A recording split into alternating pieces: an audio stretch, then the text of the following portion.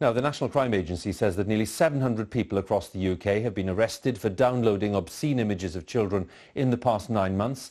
The NCA coordinated the operation across 40 local forces.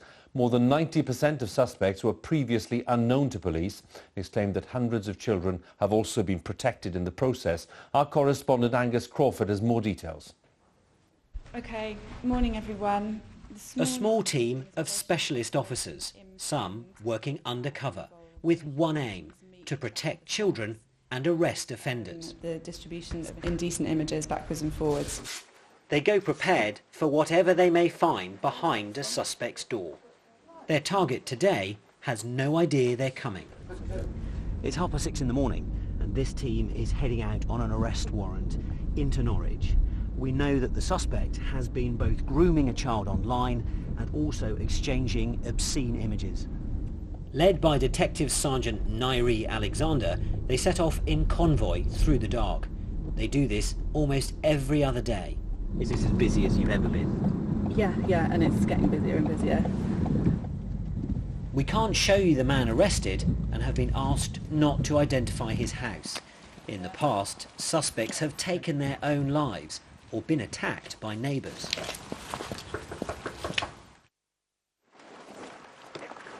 After several hours searching, phones, hard drives and computers are taken for forensic examination. We've seized 22 exhibits. We don't know how many images we're going to find on there.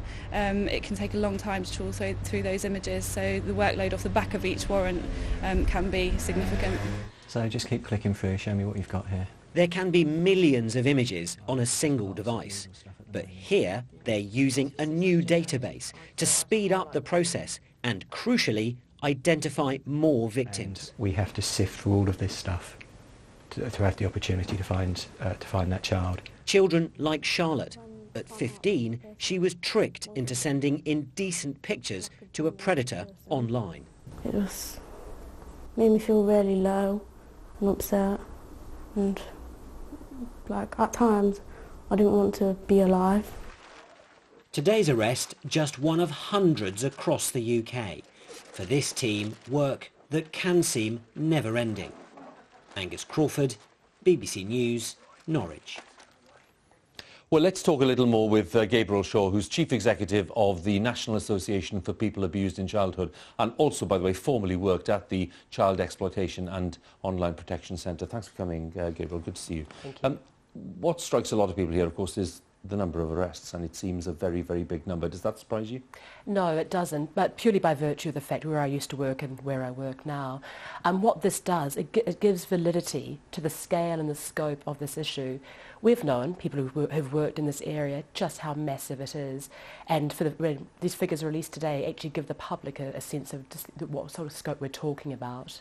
In terms of approach, what is changing here? I mentioned 40 forces there cooperating. I mean, that's clearly in a British context, but in an international context too, what is changing here? What we're seeing more of is a much more coordinated partnership approach by law enforcement agencies all over the world, and not just law enforcement agencies but other civilian agencies as well. Because what we've got to remember, these aren't local crimes. You could have an offender in the UK targeting children anywhere in the world. So it has to be, it's a global problem, and a global coordinated approach has to be the way forward. In the past there have been questions about resources and whether police and other agencies have got the necessary resources to tackle the scale of the problem. Does today's news tell us that those resources are adequate or not? I think what it shows is the benefit of partnership working. One police force couldn't do this on its own. 40 police forces working together with the NCA produces much better results. Resources are always going to be an issue. These are huge numbers we're talking about, and I think we're just scratching the surface here. But being more creative with resources and working together with them will achieve far better results than what anyone could do by themselves. One interesting feature today, which we were discussing earlier on the BBC News channel, was this facility of tagging images so that, for example, police and other agencies could spot where there were new images, if you like, that they hadn't been aware of before. Now, how significant is that? Oh, hugely significant. What we're talking about is millions and millions and millions of images, some of which are known to law enforcement and others aren't. But by tagging them, and therefore they can disregard those images because they already know that they exist, the new images, they can focus on those and therefore identify the children at risk and protect and safeguard them.